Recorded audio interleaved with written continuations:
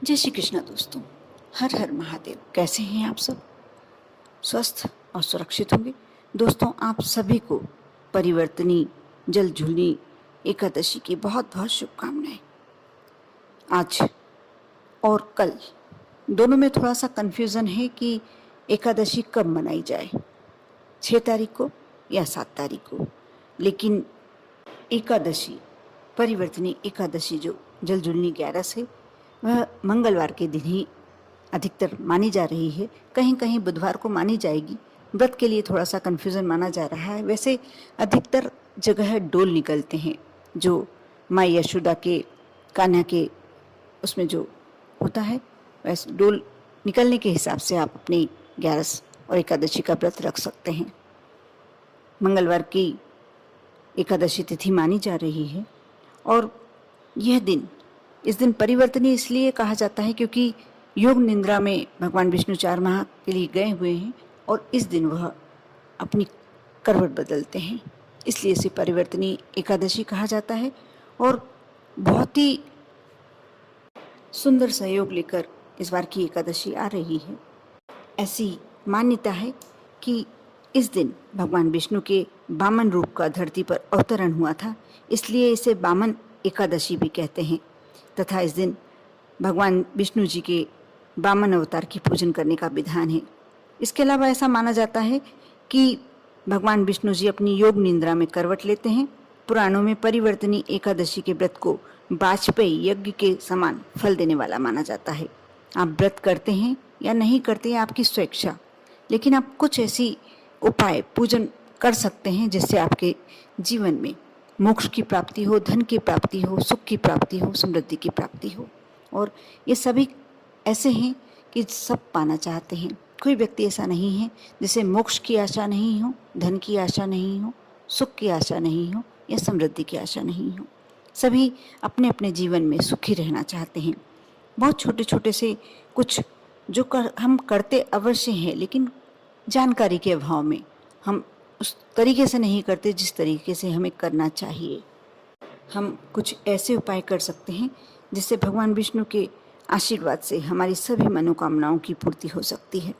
परिवर्तनी एकादशी, भगवान विष्णु और माँ लक्ष्मी की विशेष कृपा प्राप्त करने के लिए आज विष्णु जी का अभिषेक सुबह तो आप जैसे पूजन करते हैं करें, जो भी आप दैनिक दिनचर्या में पूजन करते हैं, और सभी एकादशी के दिन कुछ विशेष भगवान विष्णु को समर्पित करते हैं, कर सकते हैं, माँ लक्ष्मी को करें। लेकिन शाम के समय, क्योंकि 6 से 7 बजे का समय एक ऐसा समय है जब माँ लक्ष्मी का भ्रमण का समय होता है, और इस समय भगवान विष्णु और माँ लक्ष्मी की पूजन, वैसे भी प्रदोष काल में जो भी पूजन की जाए या सुबह ब्रह्म मुहूर्त में जो भी पूजन की जाए उसका एक विशेष फल होता है। इसलिए आप शाम के समय यह कार्य अवश्य करें। भगवान विष्णु का अभिषेक केसर युक्त दूध से करें। ऐसे करने से भगवान विष्णु अवश्य प्रसन्न होते हैं और आपके घर में सुख और सौभाग्य का आगमन होता है। धन लाभ प्राप्त करने के लिए आप परिवर्तनी एकादशी के दिन विष्णु जी के मंदिर में शाम के समय नारियल और 125 ग्राम बादाम अर्पित करें। यदि 125 ग्राम बादाम सभी के लिए संभव नहीं है, ये बात मैं भी जानती हूँ अच्छी तरीके से, लेकिन जो सक्षम है वो तो कर सकते हैं, और जो नहीं कर सकते हैं वह 5 या 1 बादाम भी यदि समर्पित करते हैं नारियल पर रखकर, उसका उतना ही फल। भगवान भावनाओं के भूखे होते हैं। अब जो भी सामग्री समर्पित करते हैं वह भगवान स्वयं ग्रहण नहीं करते हैं, वह किसी ब्राह्मण को या किसी दूसरे व्यक्ति को ही जाती है, लेकिन आपकी भावनाएं क्या हैं वह भगवान तक अवश्य पहुंचती हैं। ऐसा करने मात्र से आपके घर में धन निधानी की प्राप्ति होती है। अगर आप आर्थिक तंगी या कर्ज से परेशान, बहुत ज़्यादा कर्ज भी आप पर चढ़ा हुआ है, बहुत ज़्यादा परेशान है, तो आज के दिन ये कार्य भी आपको शाम से थोड़ा पहले कर लेना चाहिए। पीपल के पेड़ में शक्कर मिश्रित जल, यदि आप चाहें तो उसमें शक्कर डालें, चाहें तो थोड़ा सा शहद भी डाल सकते हैं, और थोड़ा सा कच्चा दूध।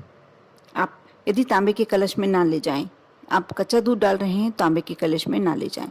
वैसे तो यदि शहद या शक्कर डालते हैं उसका भी बहुत ही श्रेष्ठ फल प्राप्त होता है। सायंकाल में पीपल के पेड़ में के समीप दिए अवश्य लगाएं। पीपल के पेड़ में भगवान विष्णु का वास माना जाता है और ऐसा करने से सभी आर्थिक समस्याओं से मुक्ति मिलती है। परिवर्तनी एकादशी के दिन पूजन के समय भगवान विष्णु को चांदी का यदि आपके घर में सिक्का है तो समर्पित करें और पूजन के बाद उसे एक लाल रंग के रेशमी कपड़े में लपेटकर अपनी तिजोरी या पैसा रखने के स्थान पर रख दें। ऐसा करने से आपका धन का भंडार कभी खाली नहीं रहेगा। ये बिल्कुल अचूक और बिल्कुल श्रेष्ठ उपाय है। इसी प्रकार पूजन में एक हल्दी की गठान, छोटी सी हल्दी की गठान आप बाजार से ले आइए और भगवान विष्णु को समर्पित कीजिए। और उसके बाद जो आप पूजन करते हैं एकादशी के दिन, ये कार्य आप कभी भी कर सकते हैं। दिन भर में पूजन करते समय पूरी पूजन कर लीजिए। आप आरती करते हैं, आरती कर लीजिए। उसके बाद उस गठान को उठाकर आप अपने धन रखने वाले स्थान पर रख लीजिए। ये हल्दी की गठान इतनी ज़्यादा शक्तिशाली हो जाती है कि जब ये आपके तिजोरी में रखी होती है तो कभी धन के भंडार कभी कम नहीं होते। और यदि आप इसको अन्न रखने वाले स्थान पर, अन्न भंडारण गृह पर रख देते हैं, तब आपको कभी भी अन्नपूर्णा माँ की ऐसी कृपा होती है आप पर कि कभी आपके अन्न की में कमी नहीं होती। बरकत ही बरकत, हमेशा आपके घर में बरकत बनी होती है। जिन युवक युवतियों के विवाह में समस्या आ रही है, बहुत लंबे समय से योग नहीं बन पा रहे, प्रयास पूरा चल रहा है लेकिन नहीं बन पा रहे हैं योग, तो आप आज के दिन भगवान विष्णु को पीले रंग की फूलों की माला चढ़ाएं और सुगंधित चंदन का लेप करें। विष्णु जी को पीले रंग की मिठाई का भोग लगाएं और अपनी मनोकामना भगवान विष्णु के समक्ष विनती करें, आराधना करें। अवश्य जल्दी ही और शीघ्र ही आपके विवाह के योग्य बनने लगेंगे। इस बार परिवर्तनी एकादशी पर आयुष्मान, रवि पुष्कर और सौभाग्य योग बन रहा है। इसमें आप जो भी कार्य करते हैं आपको श्रेष्ठ फल प्राप्त होता है। और 6 सितंबर 2022 मंगलवार को सुबह 5:54 पर यह एकादशी का आरंभ हो चुका है और एकादशी की समाप्ति अगले दिन यानी 7 सितंबर 2022 बुधवार को सुबह 3:04 पर होगी। उदया तिथि के हिसाब से एकादशी का व्रत 6 सितंबर को रखा जाएगा। जैसा मैंने पहले बताया कि इसका व्रत और इसकी पूजन मंगलवार के दिन ही मान्य है। इस दिन आप गौ माता की सेवा अवश्य करें, क्योंकि गौ माता में सिर्फ भगवान विष्णु माँ लक्ष्मी का ही नहीं 33 कोटि देवी देवता का वास होता है। यदि प्रयास करें, यदि आप हरा चारा खिला सकते हैं तो आज के दिन हरा चारा गायों को अवश्य खिलाएं, थोड़ा सा गुड़ खिलाएं। इससे आपके घर में हमेशा बरकत बनी रहेगी, धन का कभी अभाव नहीं रहेगा। आज के दिन आप यदि पीपल के पत्ते पर, बड़ के पत्ते पर या पान के पत्ते पर रखकर घर में जो भगवान विष्णु अपने विष्णु जी को विराजित करके रखा है, माँ लक्ष्मी को विराजित करके रखा है, शाम के समय इन पत्तों में से, तीनों पत्तों में से जो आपको सहज उपलब्ध हो जाए उस पर यदि मिष्ठान, पीली रंग की या सफ़ेद रंग की मिठाई का भोग लगाते हैं भगवान विष्णु के समक्ष, उसमें तुलसी दल डालते हैं। लेकिन हाँ, इस बात का आपको ध्यान रखना है कि ना तुलसा जी में आज जल समर्पित करें और ना ही आज तुलसी दल तोड़ें। आपने पहले से आपके घर में यदि तुलसी दल रखा हुआ है, आप तुलसी दल डालकर भगवान विष्णु को, माँ लक्ष्मी को भोग लगाएं। और इन तीनों पत्तों में से, क्योंकि ये विशेष उपाय है, आज का बोनस उपाय, आज पीपल के पत्ते पर, बड़ के पत्ते पर या पान के पत्ते पर जो आपको सहज उपलब्ध हो जाए उस पर रखकर मिष्ठान का भोग लगाएं शाम की समय 6 से 7 बजे के बीच में। और यदि कर सकते हैं तो विष्णु सहस्त्र नाम का पाठ करें, जाप करें।